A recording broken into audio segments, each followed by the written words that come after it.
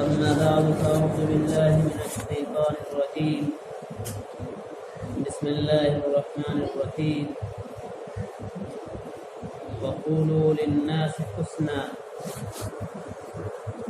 وقال الله تبارك وتعالى: يا أيها الذين آمنوا اتقوا الله وكونوا مع الصادقين. وقال النبي صلى الله عليه وسلم: صل من قطعك واعف عن من ظلمك وأحسن إلى من أساء إليك، أو كما قال النبي صلى الله عليه وسلم. صدق الله العظيم وصدق رسوله النبي الكريم.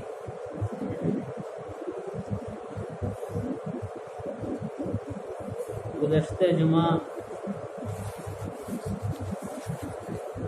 جو باتیں آپ حضرات کے سامنے آئی تھی، چند لفظوں میں اس کا خلاصہ یہ ہے کہ بحیثیت انسان ہم سبوں کی ذمہ داری ہے کہ رشتوں کو مضبوط کریں۔ اگر ہمارے کسی عمل سے رشتوں میں دراڑ پیدا ہوتا ہے تو ہمیں اس عمل سے پرہیز کرنا چاہیے۔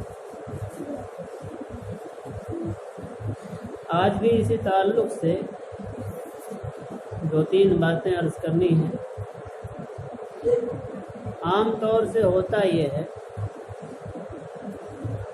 کہ انسان اپنی انانیت، اپنی نفسانیت اور اپنی خواہشات کے چکر میں پڑ کے ان تمام چیزوں کو بھول جاتا ہے جسے اسے یاد رکھنا چاہیے۔ مثلا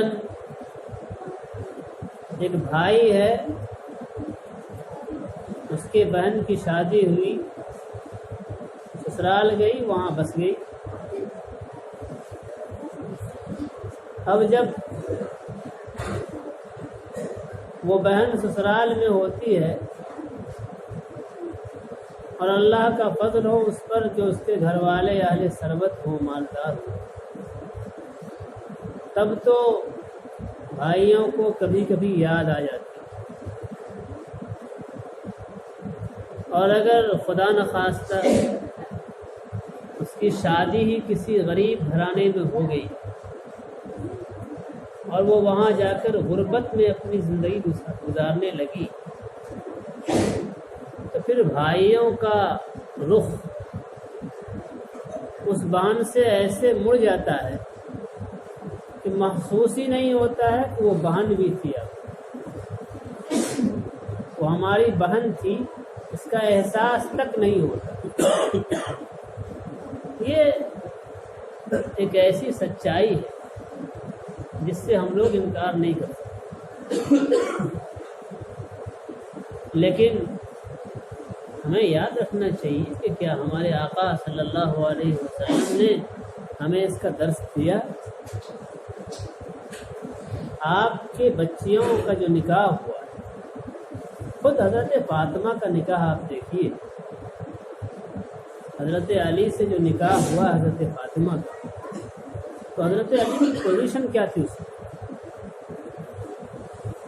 مہر جس کی ادائیگی واجب ہے، اس کو ہم لوگ بہت ہلکے میں لے لیتے ہیں اور بھروسہ یہ رہتا ہے کہ بیوی تو معاف کر ہی دے۔ اس کی ادائیگی آج بھی اہل عرب کے نزدیک بہت ضروری ہے۔ اگر کسی کے پاس مہر کی ادائیگی کی رقم نہیں ہوتی ہے تو آج بھی وہاں کی حکومت اسے قرض دیتی ہے مہر کی ادائیگی کے۔ اتنا ضروری سمجھتے ہیں وہ لوگ مہر کی ادائیگی کو۔ ہمارے یہاں ایسی کوئی بات تو ہے نہیں۔ میں بہت یقین کے ساتھ کہہ سکتا ہوں کہ 60 سے 70% طبقہ تو ہمارا وہ ہے جو یہ سمجھتا ہے کہ بیوی تو معاف کر ہی دے گی۔ اور ظلم بالائے ظلم بعض جگہ یہ ہے کہ شوہر نامدار اور تاجدار ہوتے ہیں وہ بیویوں سے اپنا رشتہ قائم کرتے ہیں اس شرط پر کہ تم پہلے میرا مہر معاف کرو۔ عجیب جہالت ہے، یہ بھی ایک سچائی ہے جو میرے سامنے آئی ہوئی سچائی۔ ایک مسئلے میں دارالقضا میں یہاں جب خلا ہوا اور رشتہ ختم ہو گیا تو میں نے بچی سے یہ کہا کہ بھائی جب عورت طلاق کا مطالبہ کرتی ہے تو اسے کچھ فدیہ دینا ہوتا ہے یا اپنا مہر معاف کر دینا ہوتا ہے؟ تو کہا حضرت معاف کیا کریں گے، تو پہلی رات میں ہم سے معاف کروا لیا تھا۔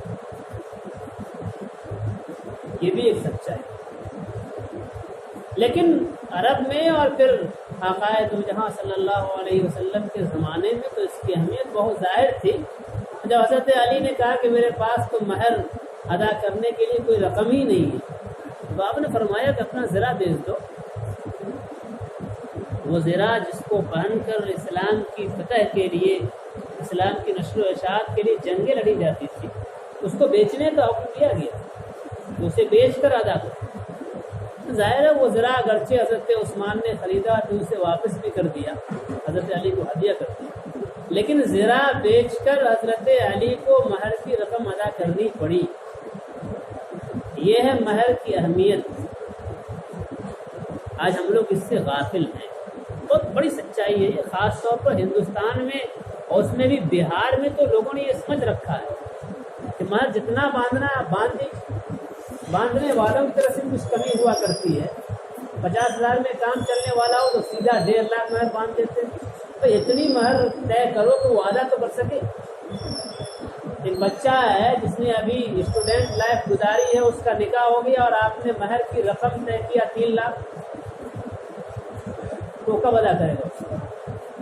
حضرت عمر فاروق رضی اللہ تعالیٰ ایسے لوگوں کے ساتھ سختی کا معاملہ کیا، مہر اتنا طے کرو کہ ادا کر سکو۔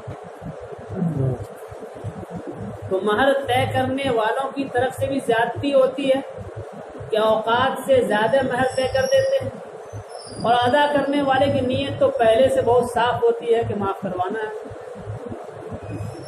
تو غلطیاں دونوں طرف سے ہوتی ہیں، اور حال یہ ہوتا ہے کہ ایک واجب پر عمل ہو ہی نہیں پاتا۔ اس لیے مہر کی ادائیگی کو لازم سمجھنا چاہیے، طے کرنے والوں کو بھی ادا کرنے والے کی حیثیت کا خیال رکھنا چاہیے تاکہ مہر کی ادائیگی ہو سکے۔ تو حضرت علی رضی اللہ تعالیٰ عنہ نے مہر کی ادائیگی کی اپنے زرہ کو بیچ کر، تو آپ سمجھ سکتے ہیں کہ ان کی حیثیت کیا ہو۔ ان کے پاس اپنے بیوی کے اخراجات کے لیے کتنے پیسے ہوں گے۔ جب ہم لوگ آج کل رشتہ جوڑنا چاہتے ہیں تو پلاننگ یہ ہوتی ہے کہ اگلا جو لڑکا ہے وہ کم سے کم لکھپتی تو ہونا چاہیے تاکہ ہماری بیٹی کو اس معیار کے کپڑے دے سکے۔ دیکھیے کچھ غلطیاں ہم لوگوں کی ایسی ہے جسے ماننا چاہیے۔ رشتے نکاح بہت ساری برکتوں کو اپنے ساتھ لے کر آتا ہے، بہت ساری برکتوں، اس میں سب سے بنیادی برکت رزق میں برکت ہے۔